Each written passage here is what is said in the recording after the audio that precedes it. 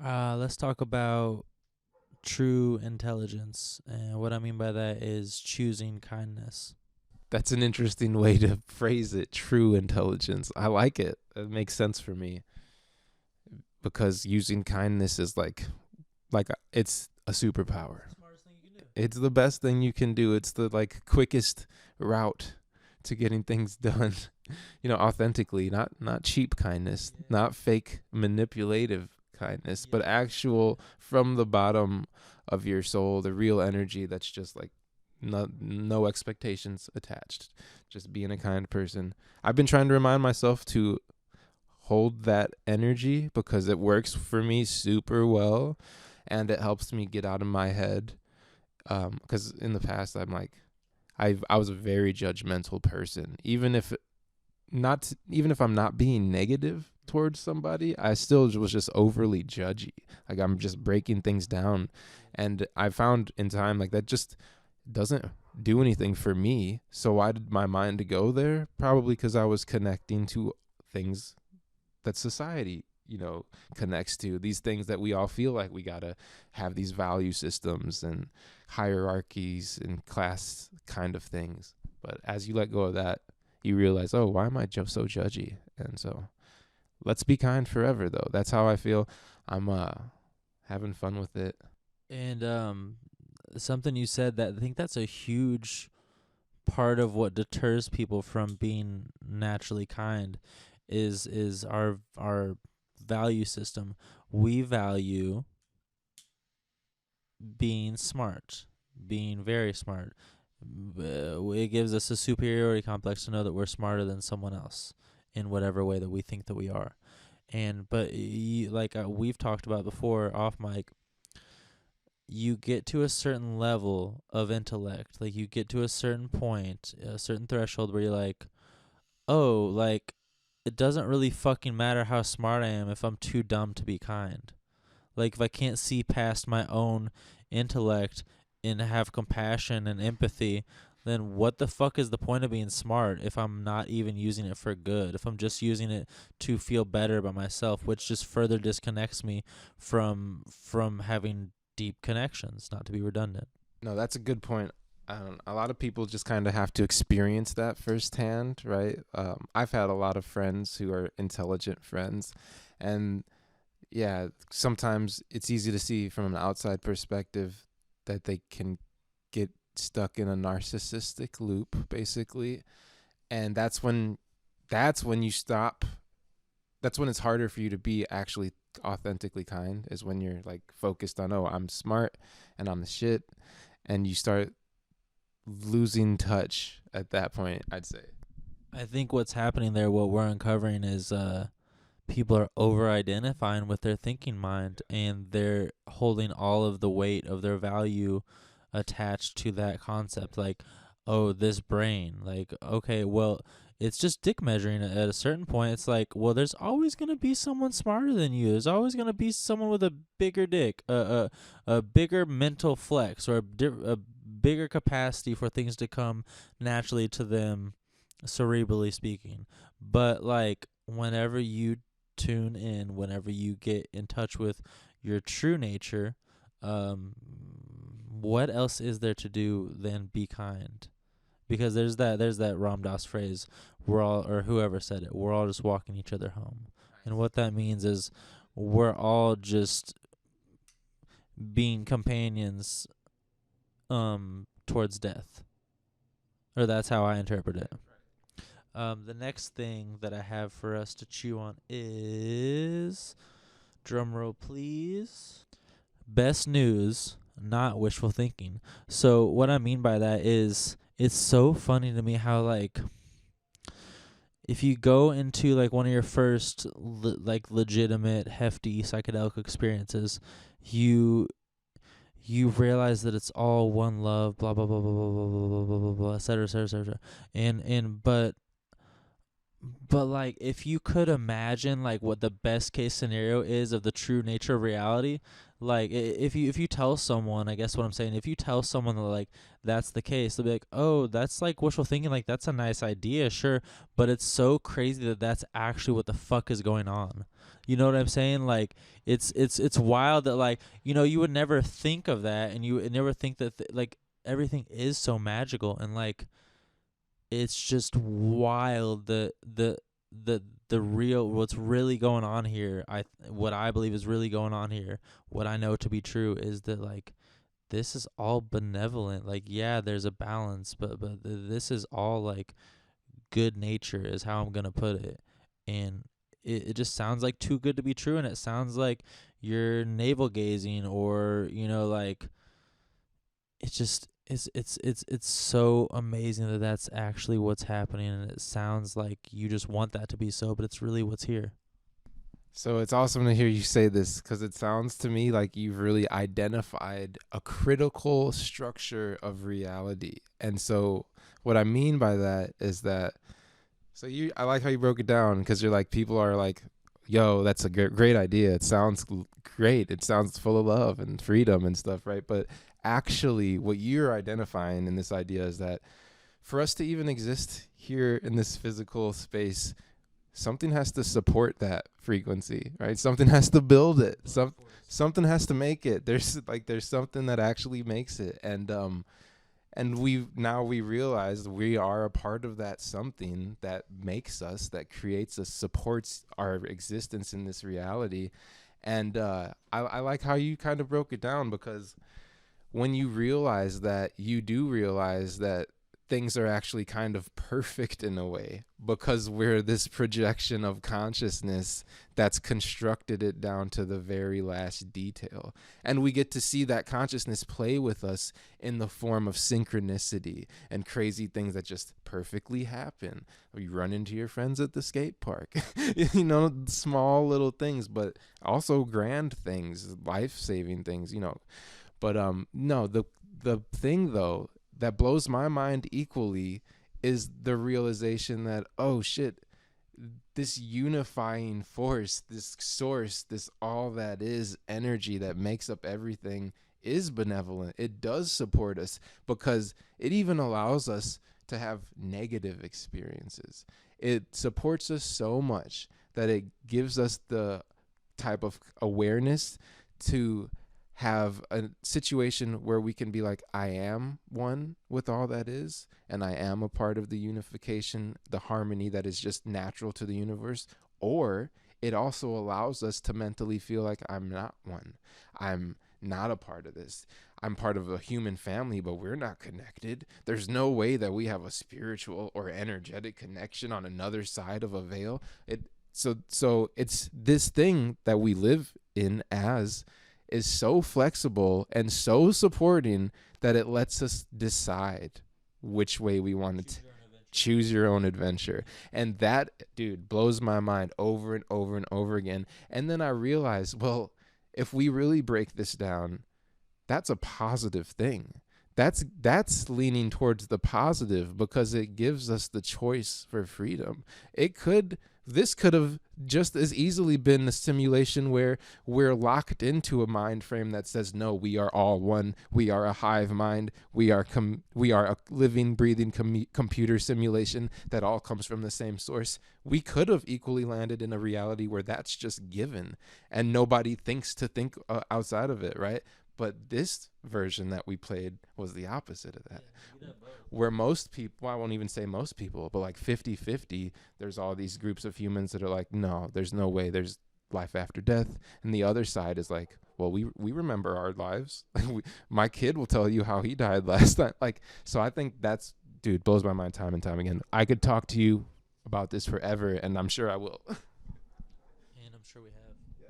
The paradox of being reminded of your mortality. Okay, I'm paraphrasing myself because I wrote it choppy as fuck. I wrote down paradox of death reminder giving life flavor. And what I meant by that is, if you wake up in the morning and you remind yourself you're going to die, that Oh my God, that invigorates you so much to actually live. And what made me write this down was your discussion about CJ. Is the closer he got to death, the more lust for life he had. Like you said, let's get it. I was gonna write down, let's get it, but that was too vague. But you know what I'm saying? Like the more you do memento mori or however you say it, you can actually like savor everything and really taste life. Yeah, dude. I had a moment.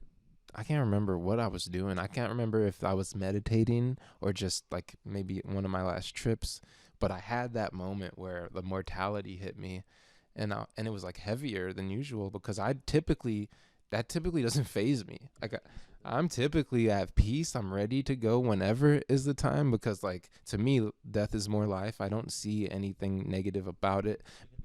Yeah, it's a continuum, and actually, I've always viewed it as super positive because it's like, oh, we completed the goal, right? Like I feel like you really can't die at any wrong timing, and that's it sucks to say because we see so much young death, but I do believe like spiritually, oh, who cares? Like time isn't even real, so like that doesn't mean, yeah, that doesn't mean much. You know, you can still continue existing, and I very much believe we do. And so that's the reaction I had lately when I had this experience where my mortality hit me, and I think I was sitting in bed. I don't remember if I was meditating or tripping, but it was one of the two, and it hit me like a brick though, and it was like, oh, limited time. You're coming up on half life. You're human. You're mortal. You will die and perish. Like it was so heavy, and I was like, whoa, bro. I was like, relax. Like it doesn't have to be that serious.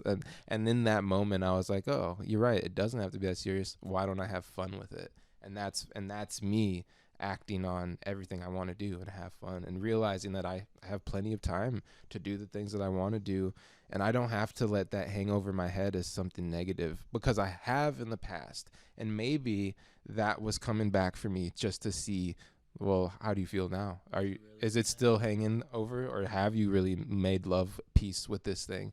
And yeah, I sat there, went through it, felt good about it, but also I remember it so much because I'm like, what was that all about in that moment? But I think it wasn't about all that much other than to just kind of ask me, hey, how do you feel now? And you know why it's not a heavy, it doesn't have to be a heavy thing and really shouldn't be one, is because the true you doesn't actually die, it doesn't go anywhere. I also wrote down phony confidence versus self belief. And what I mean by that is when you think of the two, what do they look like? What do they sound like? Body language, gestures. Can someone who has self belief, um, can their perception pierce right through the phony confidence and see it for what it is? Because I feel like people who don't have self belief will buy phony confidence hook, line, and sinker. You're hitting a you're hitting a hard. That's a serious one right there. I see this shit all the time lately, and what's crazy is especially in like older people. I see it more in the older people that are the phony confidence, and like they're really they're really buying into it. They're really committed to it, but I think so. One of the clearest things to me that I realize between the two personality types is that, or states of being, rather, between the two states of being, is that with the phony confidence, these people don't listen. They don't. Not well, that's not even what I'm saying. Not only do they not listen, but they interrupt you so much. And the other side, the what's the label we're using right now? The other side, the people, self belief. Yeah, people. Yeah, I like that. The people that are in the state of self belief, truth, their own truth, rather. They will listen to you before they respond. And so having conversations with these two kinds of states is really annoying for me because in dealing with the phony people that are projecting and holding on to these like identification structures that are all ego, they just interrupt you over and over again. And before you can get your thought through, they're interrupting you, trying to respond or go on their own tangent because they're not here to hear you and interact. They're here to front. They're here to keep the charade going. So they have to stay ahead of themselves. And they think they're staying ahead of you, but they're just interrupting. And so that's my own frustration, as I've experienced that a ton this week. But on the other side, people that are in their own self-belief are relaxed, and they will talk to you and listen to you before, and make sure you said what you were trying to say before they come with their idea and their response, which is the biggest identifying factor that I've noticed in how these people can kind of realize themselves and the other side as well. But yeah, no, I've dealt with this a whole lot in the last week. I don't know what that's all about, but it's been testing of my patience. I like what you said about how they they're not here to hear your side. They're here to further solidify their own identity by proving themselves to you, by saying shit about themselves out loud, basically. The ego's at the wheel completely. And that's why, for someone who has self-belief, you can notice energetically, vibe-wise, which one they're operating from. Because if you have self-belief, if you really own that and instill it in your daily, maneuvering of the world around you, it's a more calm self-assuredness. Whereas pseudo confident people that are like faking it until they make it and really buying into that ideology, it's a hyperness. There's a nervous urgency about them. Like they have to dominate the space rather than hold the space. And I want to hear what you have to say, and we could talk about this some more, because this is endlessly fascinating to me from a sociological standpoint of just how people navigate interpersonal relationships, the phony confidence. You can see, I'm telling you, someone that has self-belief, I can speak for myself that I believe in myself because I know who myself is. Ding ding ding. Ding ding ding. And I see it a mile away because it's such a visible overcompensation that you're witnessing. And someone who lacks confidence or self-esteem, or doesn't know themselves, or feels uneasy and has imposter syndrome, whatever they're going through, they're going to see that pseudo-confident person and they're going to be like, oh, that person, they can really, handle themselves. I wish I could talk to people like that. It's a fucking facade. Another thing that you just made me realize, actually, in the two states of being between the phony confidence and the actual belief in yourself, knowing your truth, really knowing thyself, I realized I actually have a lot of people in my life that can shift in between these states all the time. I just realized this. And I think maybe that's part of, working on yourself as a person. When you do find yourself kind of giving into things that aren't you, and things that maybe you even know aren't you, but you're still kind of attached to them. Maybe that's part of the process, is that there is this threshold somewhere where, I think this is part of the process. There's this threshold that we all have access to, where we can know ourselves, where we can look in our true mirror and not just see the reflection, but see the real smile that caused the reflection and stuff like that. So really looking at ourselves, we all have access to that. And I think that a lot of the phony confidence does tie into that, being just not being able to do that, not being present enough to connect with that real you, not the reflection of the smile, but the you that smiled to make the reflection. And I think that maybe this phony confidence really isn't that far from the real. Maybe this mechanism, being phony and confident that way, maybe isn't even that far from trusting yourself. And maybe that's why I'm realizing there's people in my life that kind of hover back and forth between the two states. And I think that's been my frustration, because I see the real them.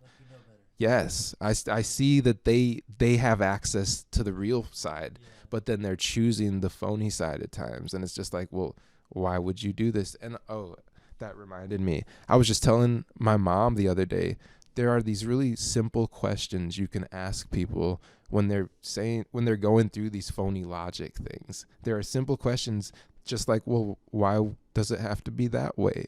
Why do you have to go about it from that perspective instead of maybe a different one? Simple questions like this sometimes can be the hair that breaks the camel's back and gets them to like kind of, oh, you're right, I am being a little bit ridiculous about this. Not always, but that's one thing. That's one of the breakthroughs I've had through all my frustration with this stuff. Well, I don't know from experience, but I feel like that could only be effective for these people you're seeing having both attributes. Because someone who is purely in the ego and purely in that false sense of confidence is going to take themselves so seriously, they're not, like we said, they don't want to hear what you have to say. They're not going to be open to any other interpretation of their subjective reality. And I'm thinking more and more, like I said, like one is like a calm self-assuredness and one is more hyper. It's really like, yeah, the people that are like believe their own nonsense and think they're confident or whatever, or convince people they're confident, all they're lacking to get to that true confidence is comfortability with inner stillness. That's what they lack. That's the nervous energy we're picking up on, is there's no stillness. All there is overstimulation. All there is coffee and a checklist for the day. What it is, and like this isn't a choice, but what it is, and I'm obviously biased, but there's a type A personality, there's a type B personality. There's two different ways to handle life as it gets thrown at you. You can ride the wave, or you can fucking, like splash around and try to control the ocean. I like what you're saying there. I even saw another part of that approach. Because I thought you were going to say something a little bit different, where so you can ride the wave, right, and really go with the flow, tap into it, and then there's you trying to push against it, like you said, like kind of flail and flap around, trying to create your own thing. But I also was thinking, and then there's those that they freeze in the water, and I don't know if they drown per se, but they just like kind of get pushed around by the waves, and they don't give into the flow of it. They give into the anti-flow of it, where they don't tap into it, and it's really awkward and clunky for them. And so the waves kind of thrash them around a bit. So that's another thing I realized in that one. So I'm going to go on a little tangent, where you made me realize in one of my deeper psychedelic experiences that I was having with a friend of mine, we both realized there are places in psychedelic experience where people can also freeze like this in the waves, where you have the option to really tap into this positive flow. Or the other side, you could fight against it. Why would you want to? But people do. We see people have really challenging trips because they won't relinquish control time and time again. That's not always the reason for a challenging trip, but sometimes it is. But also what my friend and I were realizing is like some people really freeze in these experiences, and kind of if they'll tell you sometimes that they kind of feel stuck or whatever. And it's so funny because we realized the other day, like, that stuck feeling is kind of common from time to time.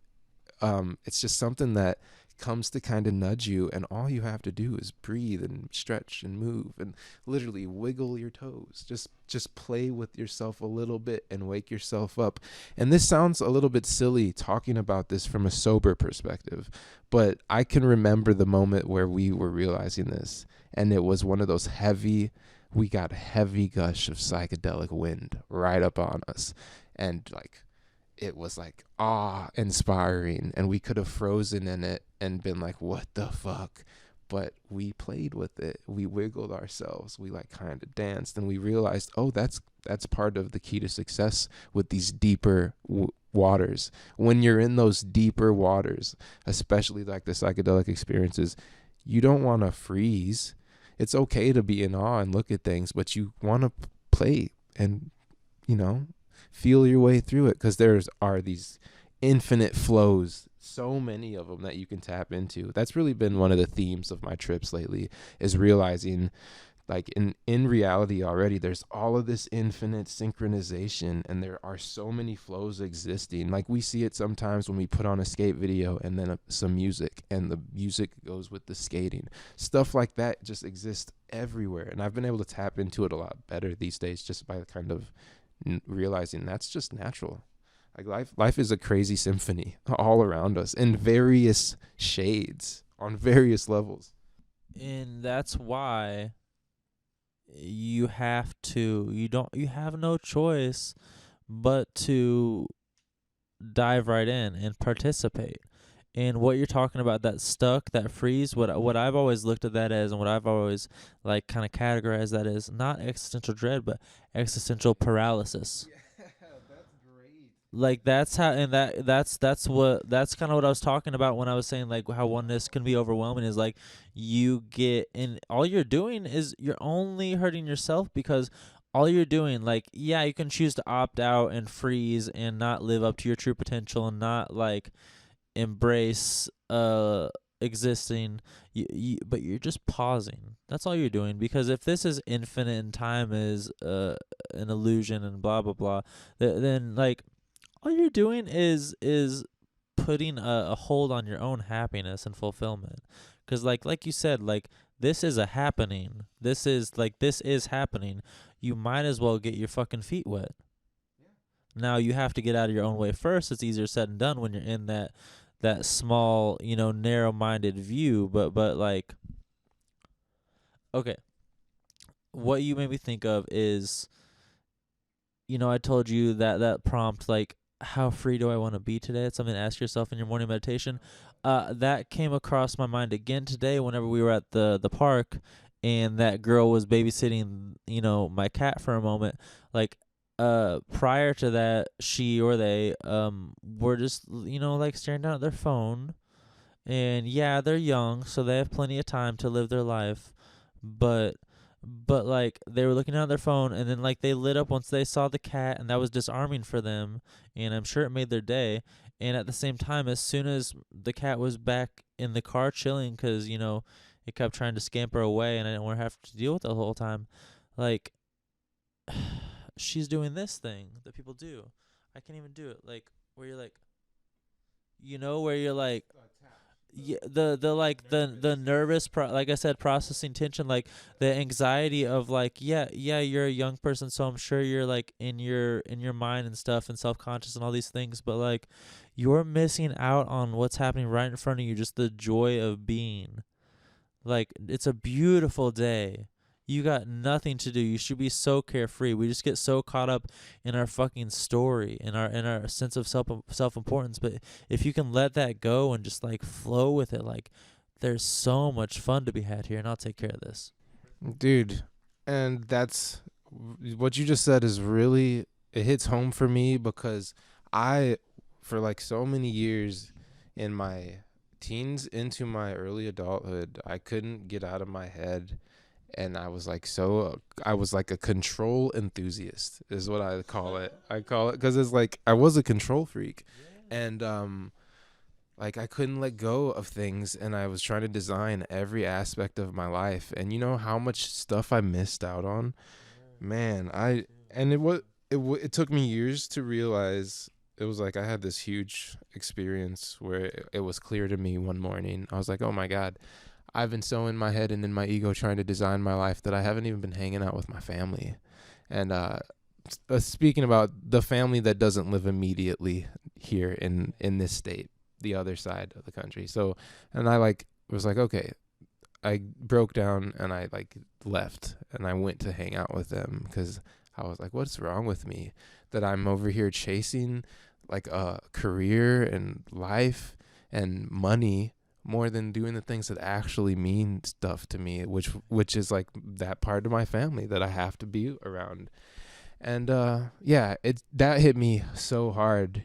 And these days it's easier for me to tap into that fun that exists right now in this moment, because that's like the payoff when you get out of your way, things get easier, life gets lighter, things make more sense, stuff starts coming together, and it all like works in your benefit, which to me is that other side, the other side of that coin, with where people are get caught in the illusion of power.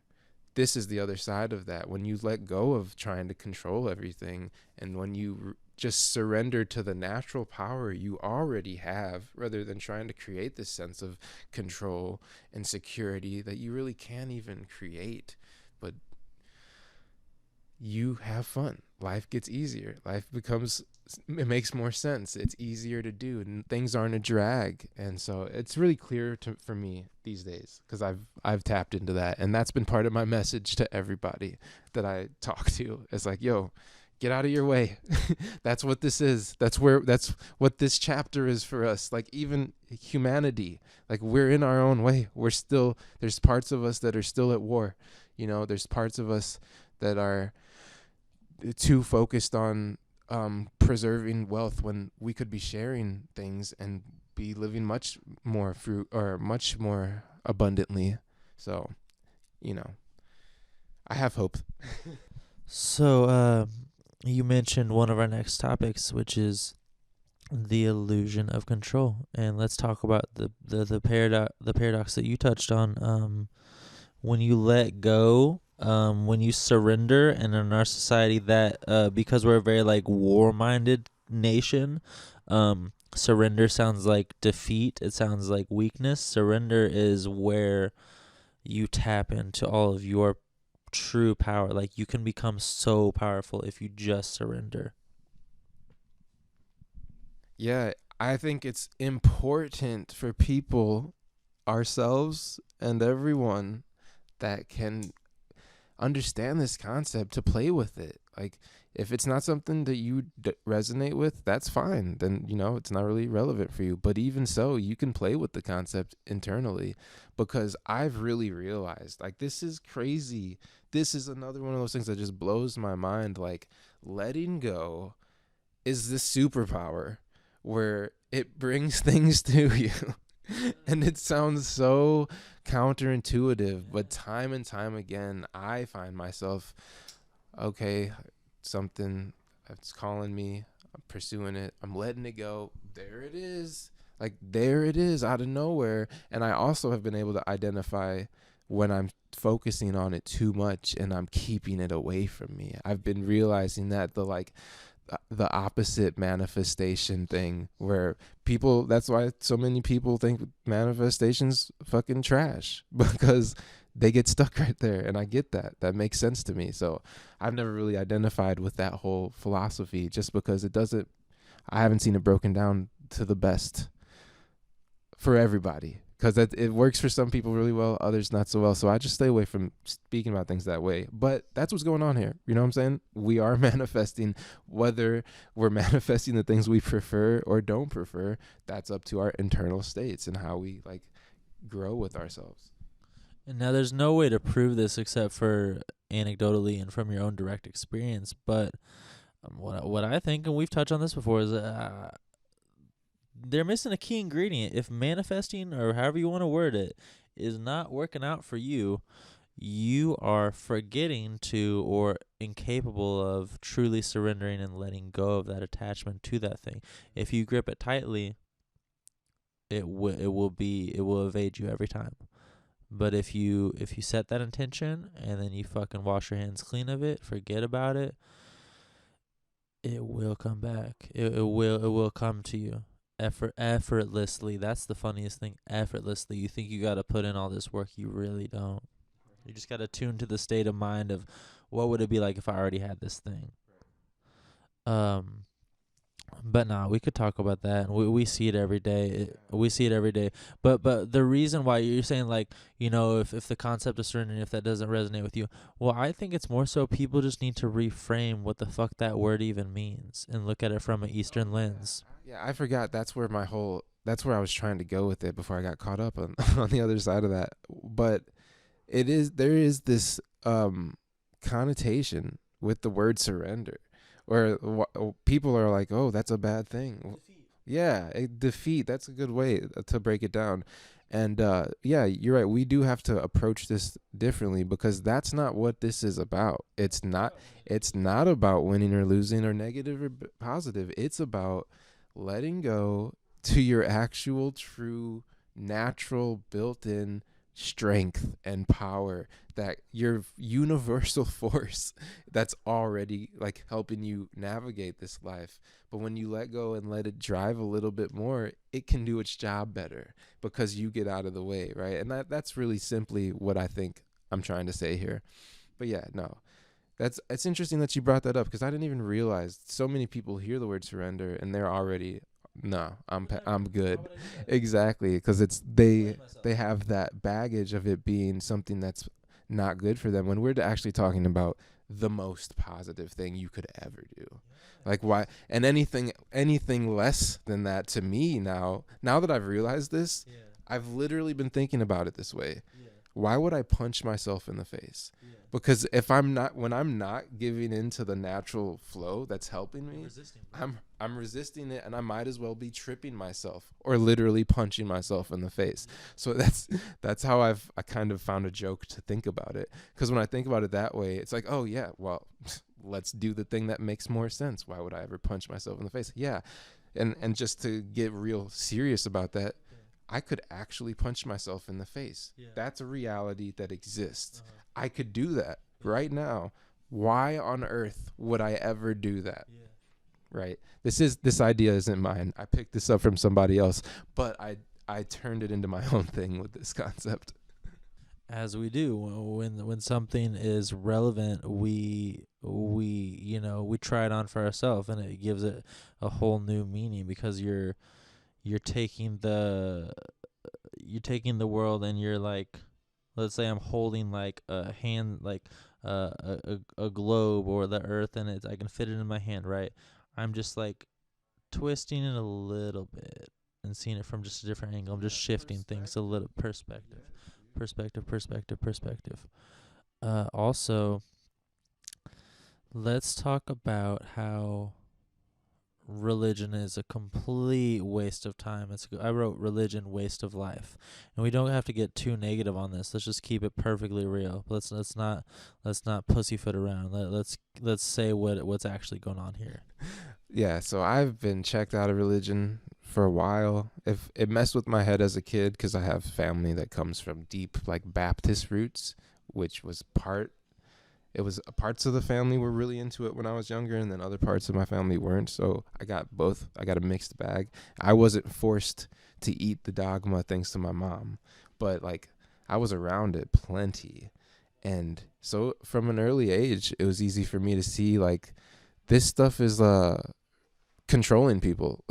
That's what I realized from an early age. Like this religion stuff, it's just there to like control you and tell you what you should do with yourself. And so that didn't make sense to me at all. And I also didn't like the God concept of this guy that wants to, or maybe not a guy, but this energy that's mean and wants to punish you. And it's an old man in the sky, you know, and like, no, that never made sense to me. But when I was very young, it fucked with my head because there were adults around me that were like, yeah, this is real. It's so funny. And you know, these days, looking into Jesus, like when you actually study Jesus, it's clear he's talking about the shit we're talking about. He's more than a Buddhist than anything. Exactly. That's a great way to put it. If we could put any attachment there.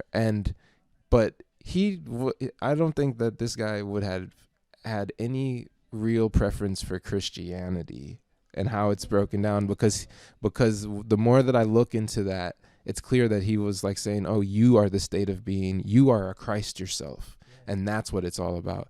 So, but to give religion a little bit of love, because I did get some positive from it as a child. I also saw the community aspect of it, of people coming together. I just had a memory as I made this beat the other day on this project that I'm really excited about, because it's a really spiritual project for me. I'm making this beat, and it took me straight to church with my grandma. in her church. The sound of what I was making was a melody that I would have heard at her specific church rather than my own in the Midwest, because it's like a really Southern Christian type of sound. It's funny to say that, but yeah. And I gotta say, that's the positive that I see there, in that there's this sense of community. But it doesn't make sense to me that any of that stuff needs to be manipulative. And when I say that, I'm remembering like church donations and stuff like that, like giving everything to the church. So I have a lot of problems with it. I have a lot of baggage with it. But overall, I think that humans, they long for that connection. And it's sad that our church is just like our government, and that all of them have become so corrupt. Like you just, from one facet of religion to another, whether it's like an Eastern religion or a Western religion, you hear these horrible stories, and cults are included in this as well, because they're equally religions, all of these various cult structures. So it's sad to me that people long for this connection so much that these people long for the connection so much that they actually sometimes lose touch so hard that it becomes a negative thing and it starts to ruin their life. So I want to say one thing before it escapes me, and then I will give one positive. I will give church one good thing, since you did. So I agree, and I'm not the first person that's worded it this way, but like, everyone has a God-sized hole in them, and they're looking to fill it, whether they're looking to fill it with drugs or sex or organized religion that's taken all the juice out of it and it's watered down and it's lost all of its true meaning. There is a God-sized hole. Like, that's what an existential crisis is you lack meaning, you lack purpose, you lack fulfillment. Like, why am I here? What for? What does it matter? But without being tapped into source, like, you're gonna always feel disconnected. Okay, the one thing I will give church, and this is more, I'm gonna pat myself on the back and say I must have been like doing the work, for this to even have shown through. And I mean, like, shine, the past tense of shine through, is the last time I was in a church. Thankfully, I can probably count the number of times I've been to a church. Okay, I will use both my hands and both my feet, but it's under 20 times. Thank God. Thank God. The last time was about, let's say 2000. Okay, so 2018 into 2019. So what would that be, like 5 years ago? Something like that. 4 years ago, something like that.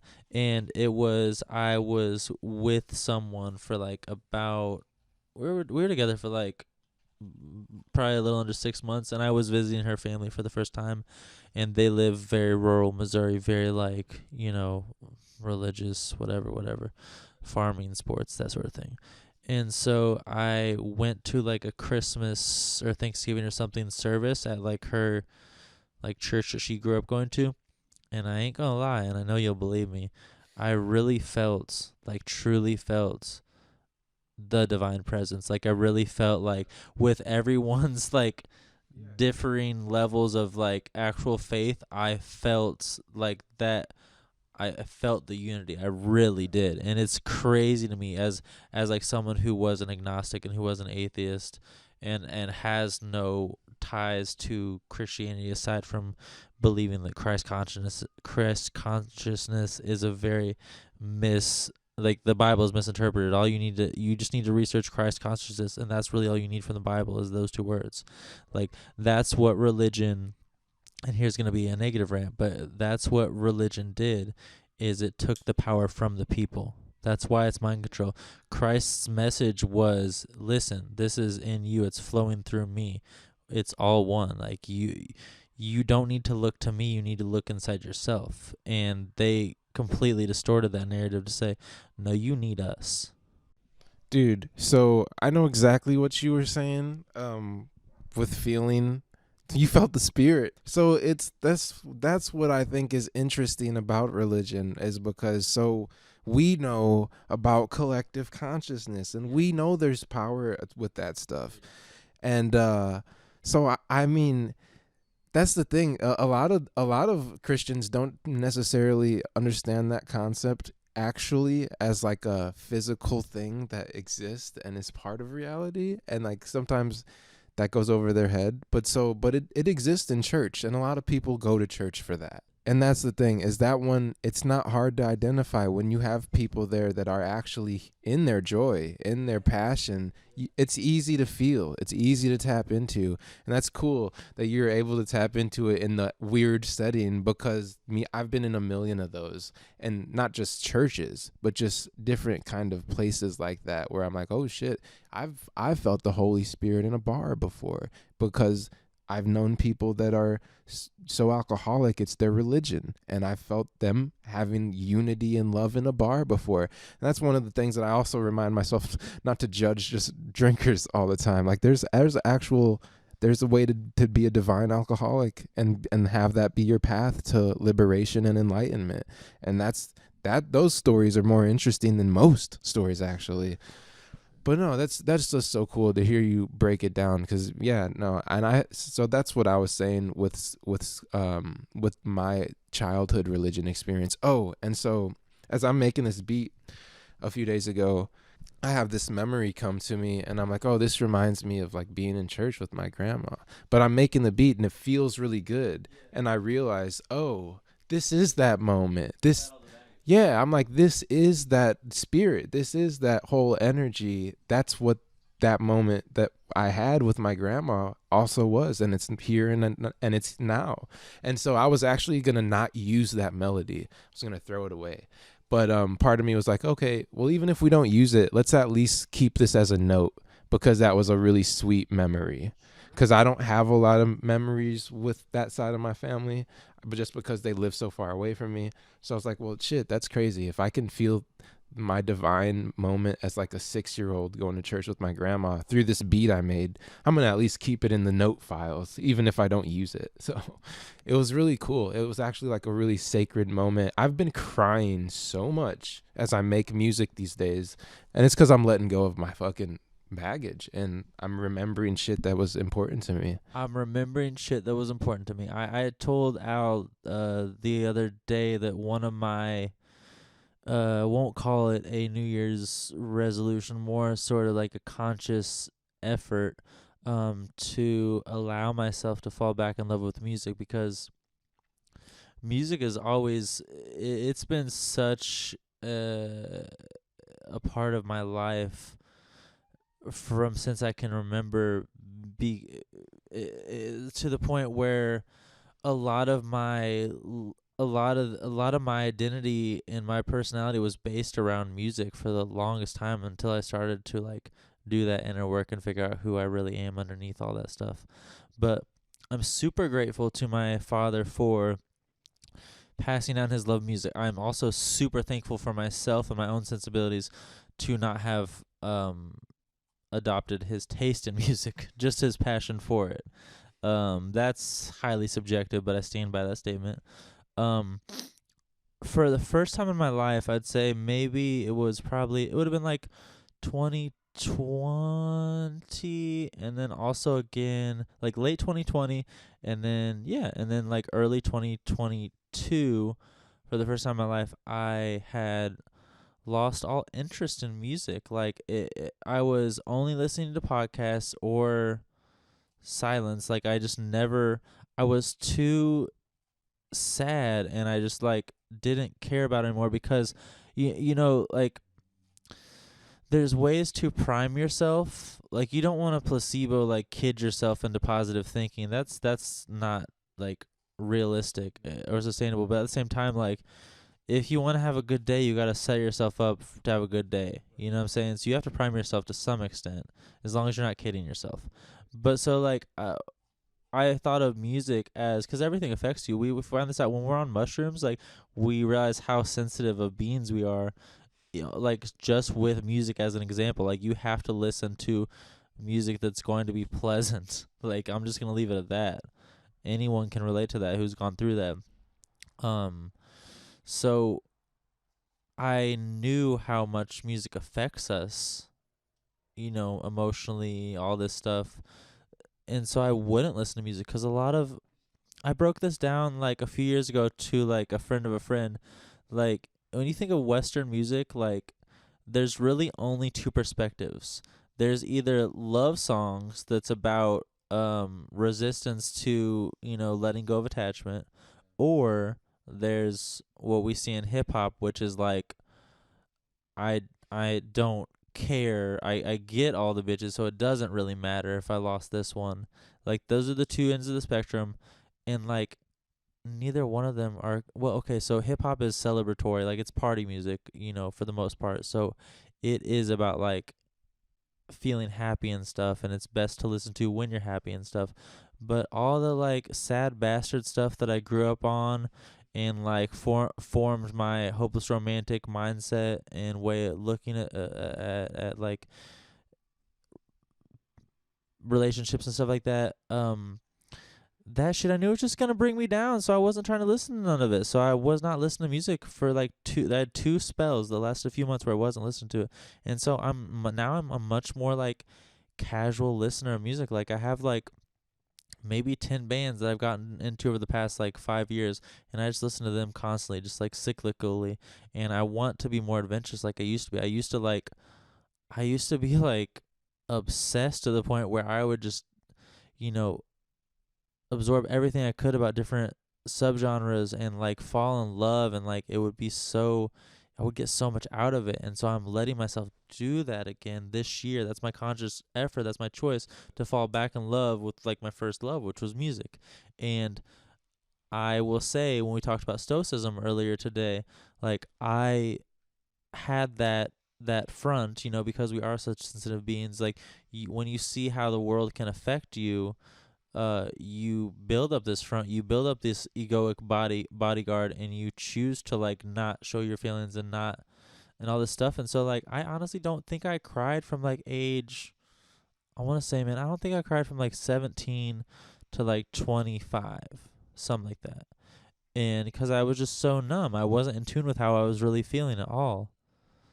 You know what I'm saying? I was sleepwalking. And so like, and then I went through a phase. I went through like my first existential crisis where like basically the world wasn't panning out the way I wanted it to. I was throwing a few curveballs, and I threw myself a few curveballs. And so I went through like a year. No, I won't exaggerate. It was probably like 6 months, but it felt like 8 years, where every single morning I was waking up at 7 a.m. like tears streaming down my face, crying. And so, but now I want to say, like, you talking about like you crying while making that music, I've had so much like happy tears with music that I love, like just within the past couple weeks. Like this morning I was making breakfast at Al's place, and like she wasn't hungry yet, but I was making myself a stir fry, and like I was listening to music, like favorite bands that I haven't like dabbled with in a while, and like it resonated, and like I was singing along, which like normally I wouldn't sing along if another soul is around. Like, even though I know they accept me, she accepts me, like I still wouldn't do that, be that vulnerable. But like I'm so feeling myself and so loving myself more so than ever, which I'm so happy to say that and actually mean it. But like, yeah, man, just like crying and singing and cooking, like that makes life so enjoyable. Like nothing feels better. Yeah. N- Nothing feels better than really feeling. It's music is transcendent. I'll say that. Yeah, that's and I don't know. It's always been one of my favorite tools for healing. My whole life, I've always been a very musical person, and I also have a phase where I stopped making music for like 5 years, and I was depressed, and I just didn't want to make music. But I made it through that on the other side, back to making music, realizing, oh shit, this is a huge part of what's important to me. But yeah, dude, I've been crying a lot lately, and it's been so fire.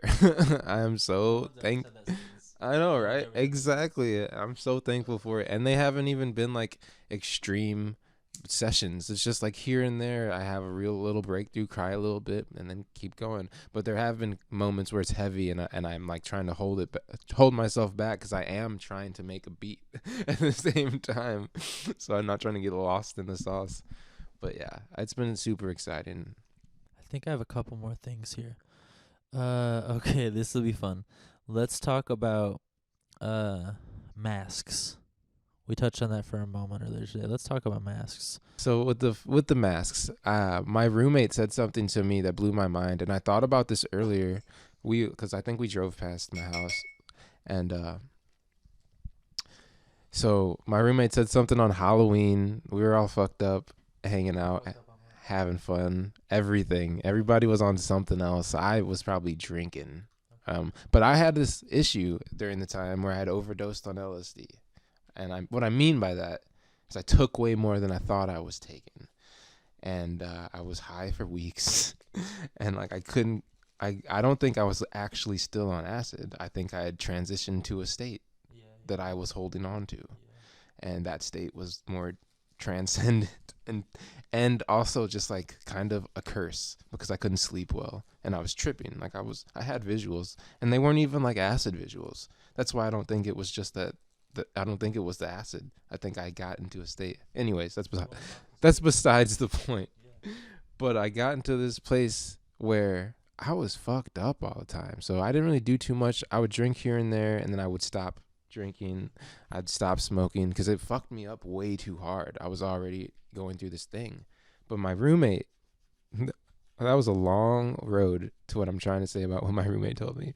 She said, so someone walked in the room as we're all playing some drunk game, like just talking to each other, having fun playing cards, and someone walks in the room talking about Halloween because it was Halloween weekend, and the person who walks in the room goes, "What mask are you wearing?" And it was so crazy, and my roommate was like, "The one I always wear."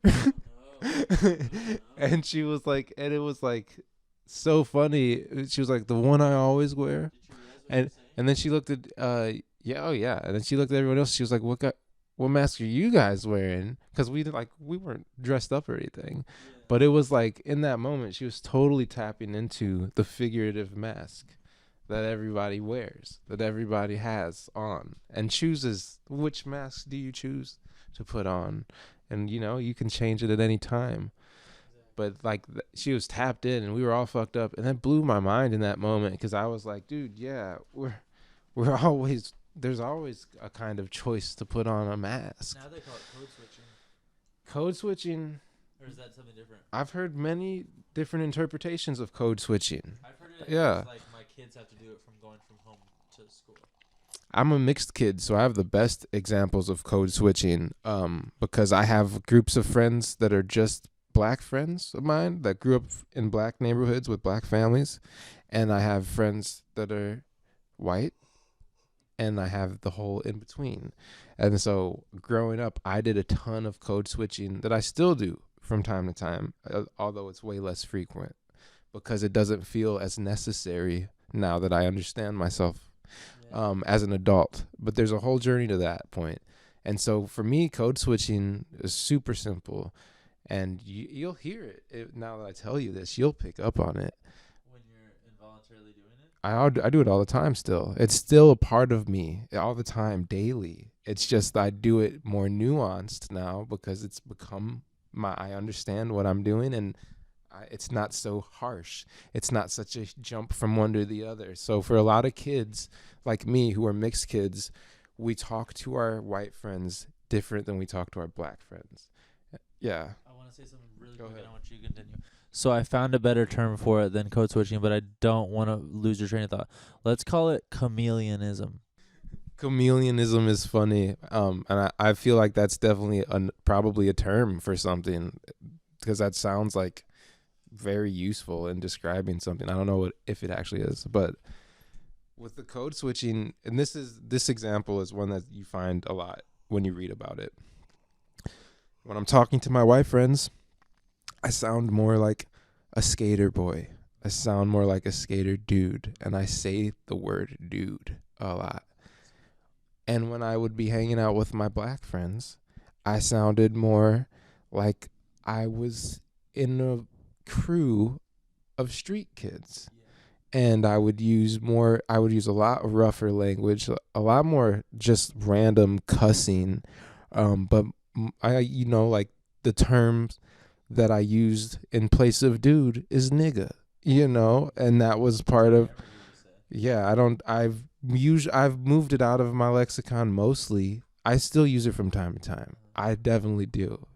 And that's, and because I usually have a reason when I'm using it, like right now. So, but yeah, it's not something that I revert to anymore, because in place of that, I think I eventually switched to bruh or bro, which was also something I said more around my black friends, but now I do say more interchangeably, which I do with most things these days, but with kids, mixed kids specifically.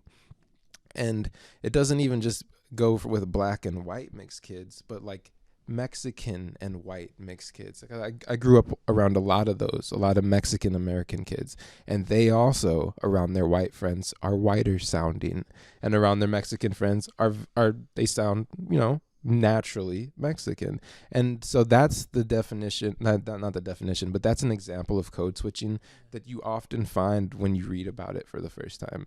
And that was what I experienced in my life. And it was like, what's funny is my white friends and my black friends never understood it. They're like, why are you so different? You're kind of like a different person sometimes. And I didn't understand it either at the time, but I wasn't forcing anything. It was me naturally being me. When I learned about code switching, it all made sense. When I read about it in depth, it all made sense and clicked for me. And from that point on, these very different sides of me became one. And I dropped the parts that I didn't like. And like nigga, I dropped that one. And yeah, exactly. And and on both sides, there are things that I dropped and things that I went with and made more of mine. But you'll still see to this day, when I talk to black people and when I talk to white people, you will see it. Yeah, no, because it's very subtle, but because I can remember examples from the last few days being out of where it's happened. And just because maybe I'm not necessarily that I was with you, but we were actually not too far from each other at the skate park when this happened the other day. And I realized, oh damn, because I heard it in myself as a black guy greeted me and I responded. And I was like, damn, I haven't heard myself speak like that in a minute. And I'm like, well, damn, I guess I haven't been around enough black people lately. So, but that's not true either, because life's been the same. Like, it's not like I've been hanging out with more white people or anything. I just think this is endlessly fascinating. Like, either way, you're wearing a mask. Whether you're like, let's say you probably, like, as a mixed person, you probably feel more comfortable and at home and at ease, I guess, whenever, and I'm assuming, but you tell me if I'm wrong, if you're around like the darker side, I don't know, like when you're like a Mexican American, if you're around your Latino friends, or if you're half black, if you're around your black friends, you probably feel more at ease. You probably feel you have to put on less of a front, but they're both masks, because like you're leaning into a caricature of what it's supposed to be to live the black experience. So that's an interesting point to bring up, because I do feel like I see with mixed kids, sometimes they lean one way toward more than the other, and I think there's nothing wrong with that. It's just kind of a natural thing that happens as you try to understand your identity and who you are. But like, I've had friends that I've had mixed black and white friends. I've had them that lean way more into their black side and refuse to identify with their white side, sometimes actively. And then I've had the other side where they're just like whiter, and they're okay with that. They're excuse me, my burps, but they're not tripping off of the fact that they maybe act a little whiter or identify a little bit whiter.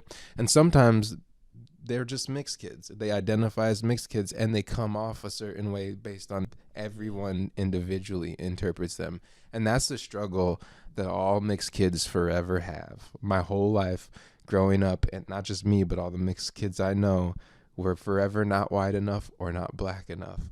And it's just so funny because we get it from both sides, and we have to learn to kind of be thick skin through all that, and it weighs on a lot of kids. A lot of mixed kids have like a lot of baggage from those years, and I definitely did, and happy that it's not weighing me down these days.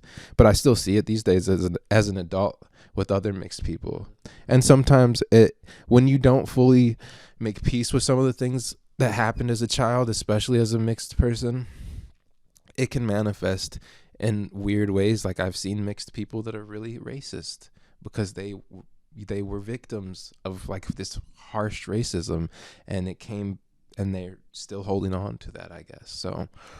So there's crazy things that happen as a mixed kid. But yeah, code switching is a wild one. It blew my mind when I found out about it, and then I was like, oh, okay, got an idea. I finally have a concept for this thing that I've experienced that it wasn't even a big deal to me, but other people would bring it up and make me aware of it, and then I would have times where I was like, oh, that's interesting. And oh yeah, back to the mask. We have to choose what mask to wear. My DMT trip, my most recent huge one, which isn't actually recent, it's years ago, but it was a huge one. It showed me really clearly when I chose to pick up one of my more current masks, and like why I designed it to be the way that it is. And because everything that I created like from my consciousness for this thing to be was like very intentional, and there's a lot of thought put into it. And this trip was showing me like, nah, dude, this was like a whole moment. Like you made a big deal about this. Like you created this thing, and then you like even made a big deal about putting it on, conceptually, because this was like in a non-physical space, but it very much happened, and I have a visual related to it happening. I can see it happening right now, and I wish I could like bring that forth. It would make a really cool like digital artwork. But yeah, no, dude, I just wanted to say that I remember one of the masks that I made recently, and I fuck with it, and I've been rocking it mostly and adding to it and taking out the parts that served their purpose and thanking them. Like it's a thing that never dies. It's always changing as we exist as these like personas, because you go down eventually deep enough into consciousness and you realize, oh damn, my core isn't even this persona. This is actually a very much gamified version. We're way different actually. And that's kind of the stuff that I've been looking for more in my trips, is like, oh, I would like to learn more about that other side, the deeper side. It's this being being stuck in this human body currently. It is a very limited it's a very limited version of your much more broader, vast, expansive real self. So I think people of privilege too, like your like middle class white suburban person has to code switch. Like any person has to code switch constantly, because like what you're doing from the time you're born, you're being conditioned to only, and that's why we have a shadow self, I think partly, is because like you're being conditioned by your parents and by your schooling to only show aspects of your personality or of your like character that are like valued or accepted. Like that's why like people don't like might not curse around their parents, or they might like act a certain way towards their significant other and then act a different way around their boys or their girlfriends or what have you. Like we're constantly trying to assimilate to whatever social circle we find ourselves in to be accepted. Like, and we're not even being accepted. And we've talked about this before. Like, you are doing your best impression of what you project this other person's inner world thinks of you. Like, you're already getting it wrong. You can't even try. You might as well not even try. Like, you don't know what they expect you to be or what they want you to be or who they see you as. There's no way you could even get close. So you might as well drop all of the affects and drop all of the like masks and just like wear the one you were given, because we both know, or at least I believe this, like we can take off all the masks and all the layers through meditation and stillness and all that, and you still find that even whenever you are just luminous emptiness, whenever you're just the spirit shining through, there's still idiosyncrasies, there's still things that make you ironically this unique expression of the one. Like, even if I'm being just loving awareness, just pure awareness, and there's nothing else going on, it's still like I'm me and there's no one else like me. And the more you become yourself, the more unique you are. It's so weird, and everything is so paradoxical. The deeper you go, it's like it's such a mindfuck, and that's why it's transrational. That's why the thinking, scientific, secular mind will never be able to fully digest the stuff that we're trying to express in language. Is that like this shit don't make no sense because it's yes and it's both. It's no and yes. All of it. All of it. It's all gray. And that's why it's so cool, is like, yeah, we can take off all these masks that we have out of survival, out of self-preservation, we have adopted all these masks to try to fit in, for lack of a better way of saying it. Even when we do that, there's still this mask of this incarnation, and it's fucking fascinating. It's a fucking rabbit hole. It's crazy. So what's been wild for me lately, and some of my just experiences in general, this stuff happens in my very sober meditation and it happens in my psychedelic time. I've had this crazy experience where, like, what you were just talking about, kind of like floating down out of the human consciousness more into your energetic, deep, timeless, non-physical self, this real part of you. I've been having this thing where I'm able to like float down into it real easily, or just like fall into that, and then I come like a rubber band got pulled back and I get flown right back into my body. And it's super cool because it's kind of trippy, it's kind of psychedelic, but it's also just kind of like blinking. It's so weird. And it's like a lesson. It's been trying to like show me something. It's like a lesson. It's like reminding me, like, like you exist as this. Yeah, but you can also boom and go there. And so like that's crazy, because I don't necessarily feel like I asked for that or anything. Like, I don't feel like I look. Absolutely. And like, I guess my higher self knew just how ecstatic that would be for me. But like, it feels so good, and it's so exciting when it happens. And it doesn't happen every moment, but I think I'm realizing that I can make it happen. I think that's part of what some of my meditations have been kind of knocking at the door and telling me. And even though that's not been the focus for me, I'm like, oh damn, that was a really nice gift. And I've been having a lot of fun with it. And the other thing is it feels natural, in the sense that I think when I was younger, if I experienced this, I would try to chase it like a dragon. Like, I would try to overdo it. And I don't have any of it, because in the experience, you are so you feel you and the infinite eternity so hard that you're like, damn, I don't even have to think about remembering this. It's such a part of me.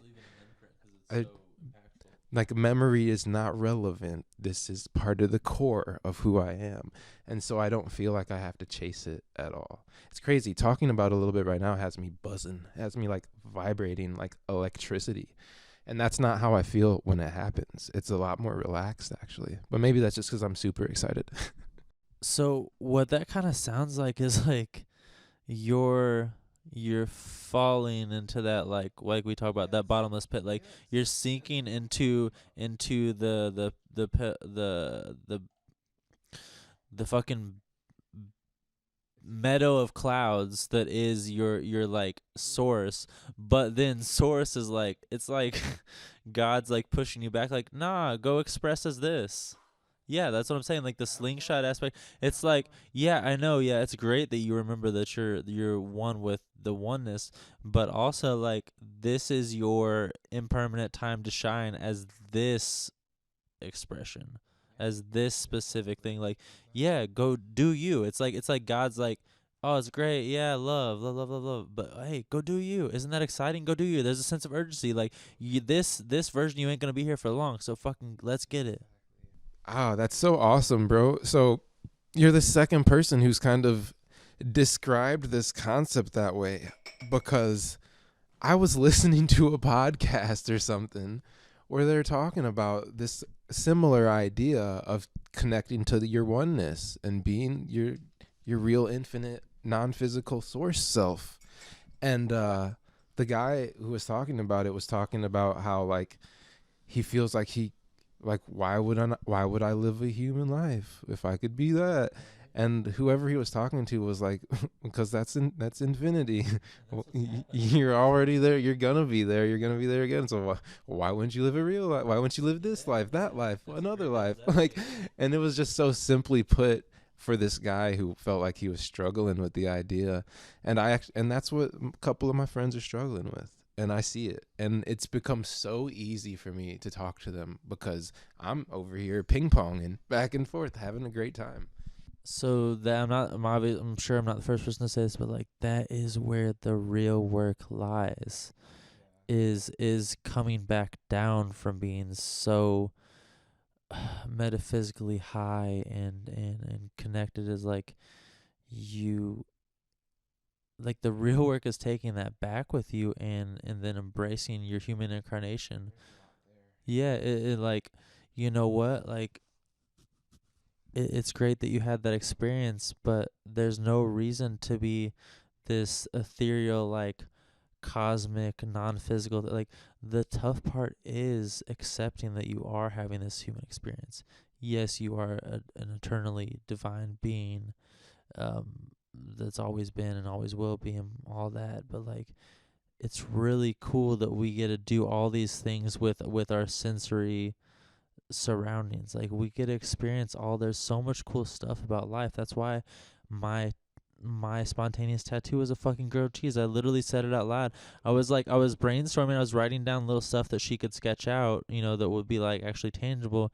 And I was like saying, I was like, what is it about life that I like enough to get a picture of it on me? Because that's what's happening. Like, what do I want to be reminded of that's going to give me gratitude? Dude, a fucking melty ass grilled cheese. That's hilarious. I fucking love grilled cheese. I've been eating There's not much better else. I've been eating them so much. There's not much better else than a damn good grilled cheese. When you perfect a grilled cheese, like there's not much more satisfying than that. And so that's what it is. It's like the art teacher, B or C, whatever you want to call him. He like asked to see it, so I sent him a picture, and like people want to say, what's the significance? And I'm like, well, I could give you a made up story to make your heart warm about like my grandma used to make me grilled cheeses or some bullshit like that. But like, yeah, I mean, and that's great if your grandma made you grilled cheeses. That's fucking wonderful. But like, I have always looked at tattoos as like, this either has to have so much meaning that I'm never gonna get tired of it and I'm never gonna think it's dated or like it doesn't fit me anymore, or it's got to be so absurd that you look at that and you're like, why'd I get that? Oh yeah, 'cause I'm dumb and it's hilarious. And that's why half my tattoos are nonsensical and random, because it reminds me to not take this so seriously. I'm writing on an impermanent encapsulation of my spirit. I got the funniest grilled cheese plot twist. So my grandma did make me the best grilled cheese growing up. This was when I spent time with her often, because I would every year for a few weeks here and there. And so she made me fire grilled cheeses with butter and cheese, the way you make them on the griddle. It's so simple. A fast forward, 5, 6 years, grandpa's got a heart condition. So everything in the house goes from regular fat to no fat. So she's making me grilled cheese now with wheat bread instead of white bread. And the butter isn't even real because it's low fat spread. And the cheese is low fat cheese. So my grandma went from making me the absolute best grilled cheese in the world to the worst grilled cheese you could make. It wasn't even it doesn't deserve the name grilled cheese, but it's vegan grilled cheese sandwich probably would have put that to like RIP, because this thing was a poor excuse of a sandwich, period. It was low fat everything, dry, and it was a punishment to eat. That's how bad this thing was. And so there was like, this is what was sad for me as a little kid, wishing I could get a good grilled cheese. I sat through the first through hoping they were a fluke. I'm like, oh, she just must have messed up. I won't say anything, but it was like on the fifth one where I was like, yeah, I think I'm not going to ask for another grilled cheese anymore. And so that's the sad story of how I was bait and switched with the best grilled cheese of my life until fast forward 25 years or so. I get back in the kitchen and realize, why don't I just make my own grilled cheese today? Life changing. Life changing. So that's my little story about grilled cheese, and I love it to this day. I'm not going to get burnt out on it because it only gets better. Yeah. And I think that is that goes with anything, man. When you had the best, you can't go back. You can't downgrade. If you've sorry to go from the subject of grandmas to blowjobs, but I'm just thinking about desirable, enjoyable things like grilled cheese. If you had the best blowjob, you don't want a mediocre blowjob by the same person? What? I mean, if we're talking about your grandma, okay, she used different ingredients. Well, that she used different. Well, this girl, not your grandma, used different blowjob techniques. You know what I'm saying? Oh, let me try something new that's absolutely horrible, and she forgot how to go back to the old way. So like, think about that as a thought experiment. Like, that's an analogy, but like, you do that with anything. Like, you had the best of something, you do not want. You know what I'm saying? It's like how frustrating it is to be rusty with skating, as an example. Like, damn, I used to be fucking killing this shit, and it was so fucking fun. And now I'm fucking back to square four. Yeah, skating, that hits home for me because I just like had year after year after that because I kept letting my skating lag. And I didn't realize, like, I thought I moved past skating and it just wasn't important to me. But in fact, there's some part of me that's always skating, even when I'm not on the board. And I didn't realize that till like the last couple of years. And I'm like, oh, I got to honor that part of me and just go do some tricks for fun. For fun. And, caps lock, for fun. Yeah, just for fun. And it's been great because now I feel way more like myself again. And I'm nowhere near where I was, but I feel like I'm having the fun that I had. So that's what's important to me. So that's the key for me with skating. I never took it too seriously. Even though one time in my life I thought it would be like a part of my life for years and years, I never took it too seriously because it was always fun. It was always fun first. And I think that was why skating was one of my first loves, because it helped me realize like fun first is the way.